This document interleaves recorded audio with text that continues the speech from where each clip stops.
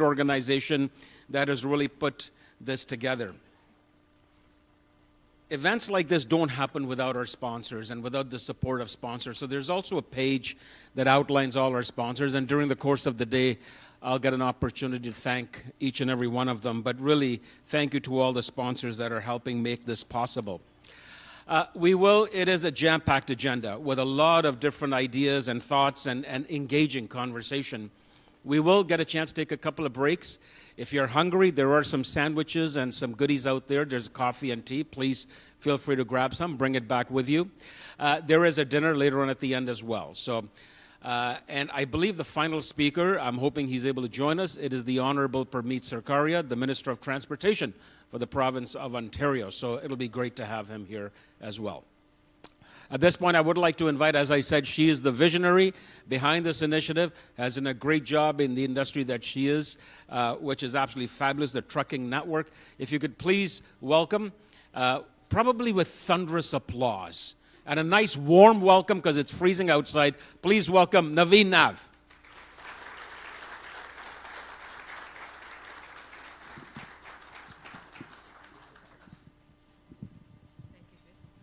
Thank you, Jake, and thank you everyone for being here, especially supporting our first annual Fleet Executive Summit. We cannot make this event without you guys, and it took lots of thoughts and courage to make this decision that we will start our Fleet Executive Summit every year. If this event goes well with your support, and which I'm 200% which will go, with you are showing your your presence is giving me assurance that it will go successful. And thank you again. Thank you for being here. We have a packed agenda. I won't take too much time. Everybody knows me so far, whoever is in the hall. So we will have a jam-packed agenda. Different experts from the industry will be sharing their knowledge and how we can, in this challenging time, how we can grow business, how we can succeed, how we can get over the challenges we are facing, the industry is facing today.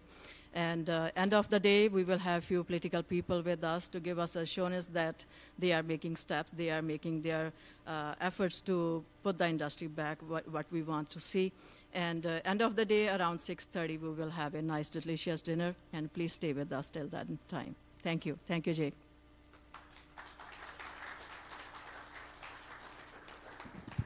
Thank you very much. A very passionate person. I mean, that smile says it all, right? Very dedicated. And when she came in, she's running around doing stuff. She goes, I just want to see everybody happy. And that's Naveen, so very kind. I want to invite Herman to come up as well. Herman, John, I've known Herman, I think, for a very, very long time. In my role at Rogers, Herman used to be on Rogers TV, providing his expertise. So he's been a staple in the industry. Herman, would you please come up and bring greetings as well? Herman's a little taller.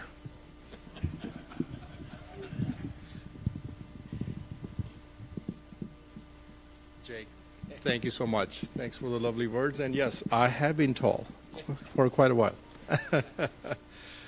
Again, first of all, thank you so much to everybody for coming in, supporting us. And of course, nothing would have been possible without NAV.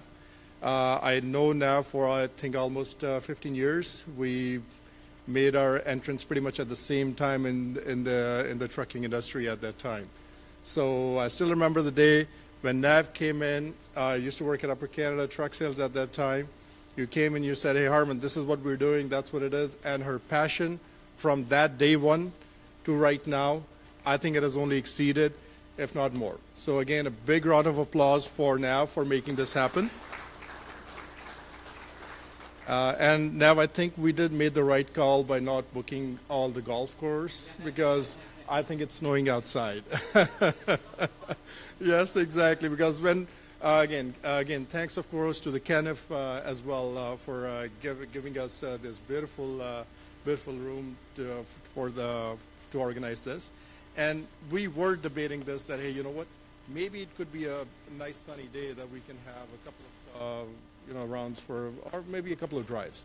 So I think that we made the right call by not doing that. So again, thank you so much to everybody for joining us at the conference. And again, we're looking forward to a very successful and a very exuberant conference today. Thanks again. I'll let Jake take over. Thanks, Jake. Thank you, Herman. Thank you.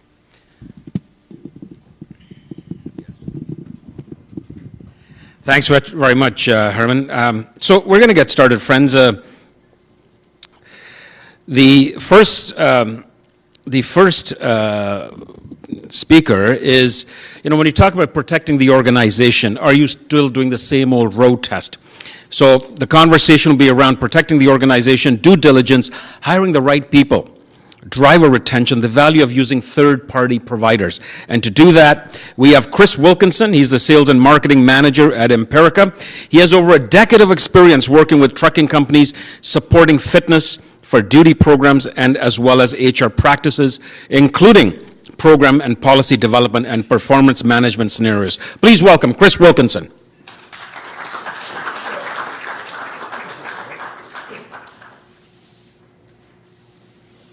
All right, thank you for having me. My name is Chris Wilkinson, and I am, as you heard, the Sales and Marketing Manager at Empirica, and we work with trucking companies and driving schools to help provide a standardized approach to managing risk when it comes to road testing. That's my sales pitch. Now I'm going to get into some of the presentation, which is a little bit more on the education side. All right, so the title of this presentation is called Protecting the Organization. And if you want to just go to the next slide. Oh, I get the clicker. No, okay, next slide. Yeah. All right, so what we're going to look at here is when you talk about protecting the organization, this is such a broad topic, and I'm going to narrow it down to specifically looking at driver risk and how you're measuring that risk. But when you look at trying to protect an organization, there are so many great companies, and I'm going to pinpoint one that I work with myself, Summit Risk Solutions, who are there to help you and guide you through the challenging times when you are trying to manage risk in such a challenging environment. But when I'm looking at this presentation, I said, okay, well, I'm going to talk about protecting the organization, but let's start with the road test. So we'll go to the first slide. So the same old road test.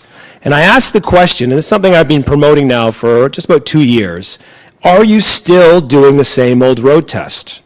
And when organizations are looking at road testing practices and putting somebody behind a vehicle, in a truck, to evaluate their performance, are you just doing it because the industry expects it? Are you just doing it because insurance recommends it being done? In the US, you don't even have to do a road test with applicants unless they're driving hazardous material. A commercial driver's license is enough in the US to say, nope, we can hire this person and move forward. So in Canada, they've developed this practice to say, well, we want you behind a truck to evaluate your performance. But are you just doing it to check off a box? And if you're doing it just to check off a box, you're missing a huge opportunity. If you want to go to the next slide. You're missing a huge opportunity to actually evaluate somebody's performance, not just on hire, but throughout the lifespan of their employment with you, to help lengthen the employment with you as well. Because if you can identify performance issues or any concerns that there are and manage and mitigate that risk early on, early intervention, there's a better opportunity to actually retain those drivers. But as you're looking to protect your organization and you say, well, we're just checking a box, if there is a nuclear verdict or something against your organization and you have to go back to defend what you've done and the decisions you've made and how you got to the process to say, well, we hired this person because, you're going to have to start with that road test in your recruiting process. Where was the decision made? How is it made? And what steps did you have in place to be able to say, well, we confidently made this decision and we did everything we could to make sure that this was the right person. And then maybe circumstances happen, but at least you've protected your organization on the hiring side. As you can see too, there's probationary period testing. Again, people just check off that box. I'm just going to do pre-employment. I'm done. Move on. Put them in a truck. Let's start making money. But there are these opportunities like probationary period, performance review, periodic assessments. Return to work is so challenging. You have someone coming back from medical leave and you say, what do we do with this individual? A road test is the bona fide occupational requirement of the job to drive a vehicle safe. They can't come back and say, well, you can't make me do a road test on a return to work. I have a doctor's note. You say, well, I absolutely can make you do a road test. This is part of the job. I want to make sure that you can do it competently and capable. All right, next one. When we look at the old road testing practices too, and I've done a lot of reviews with trucking companies over the last 3-4 years now on this program, and the answer to all this is yes. Are you still using pen and paper? Yes. Is the driver evaluator filling out that piece of paper after the road test? Most companies, yes. Are they doing vehicle inspections during the road testing process? The answer there, unfortunately, is no. Companies are skipping these important steps, and there's been so many out-of-service vehicles. I've seen news articles pop up about it as well. There's these opportunities that are being missed. Now, when you go back to pen and paper and completing the form after a road test is completed, there's so much information that you're missing. If somebody performs an error right at the very beginning of a road test, and the evaluator goes, yeah, I noticed it, I'm going to document that later. They do an hour road test, they do a post-trip maybe with them, they do an exit interview, maybe they go for a sandwich, maybe they go to the bathroom, and then they go to their office to start filling out that report. How much information have they actually lost? And with working with a number of trucking companies, the answer comes back is, all of our forms look exactly the same. Because the evaluators are sitting there going, okay, what do I need to put down here? And they're just going again through the motions. So this is the same old road test that if there is a future claim against your organization and you need to be able to defend yourself and the organization, that information is not going to be helpful to you. And you're not going to be able to say, well, we did our due diligence. Can you go to the next one? There's also bias and unconscious bias that comes in with evaluators. Now, the bottom definition is what I'm going to point out here, but this is a whole list of unconscious biases that affect all of us. But in the trucking industry, what I've realized very strongly with evaluators and trainers is that they're affected by something called the idiosyncratic rater bias. And what this means is that they evaluate performance of others the way that they believe success would look like. And I've seen this a lot, where an evaluator will say, we say, okay, well, there wasn't any errors on that road test. How come? And the response back was, well, I would have done the same thing. I would drive a truck the same way. So they're now basing their level of this is what a good driver is, but the next person is here, the next person's here, and there's no consistency. So having a standardization and something in place where you scientifically score and validate those errors to help evaluators not have to only use subjectivity to be able to determine risk should put your organization again in a much stronger position to say, yes, we did our due diligence, we protected the organization, we did what we could. Okay, so I've said due diligence a lot. So I think most people might know what due diligence is, but I did put a definition up in the presentation. But it requires taking all reasonable steps to protect workers and the public from harm. All reasonable steps. If you as an organization say, well, our hiring practice is just checking off boxes, then you are not taking all reasonable steps. There's also the all reasonable steps definition, which is based on the level of judgment and care that a person would reasonably be expected to do under the circumstances. Organizations have compliance. Most companies stick with compliance, and they say compliance are all the reasonable steps that we need to follow. My recommendation is to go beyond compliance. Do more to be able to say, yes, we went beyond. We can defend ourselves because we said we did. Here's our evidence, here's our measurables, and here's how we manage our risk after the fact as well. All right. So why are strong road testing practices important, especially when you talk about due diligence? But it really does help protect against future claims. This is what you want to do. You're building up. I've heard in some insurance companies say bulletproofing the front door or shoring up the front door, all these different terms that are being used. But it's about protecting the front door, because once an individual is in the organization, they're in the organization until something happens.